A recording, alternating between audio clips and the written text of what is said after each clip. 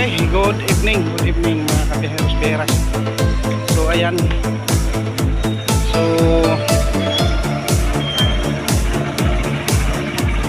may pailaw na pala dito ang lunita ng buwak. Isa sa mga lumang mga bahayan, mga kapanahunan pa ng mga Kastila. Ayan o, mga lumang bahay. Pero ang baba syempre na renovate na. Pero yan taas ay luma pa din. Alaga lang sa pintura. So yan na naman, magpapasko na talaga. So hindi na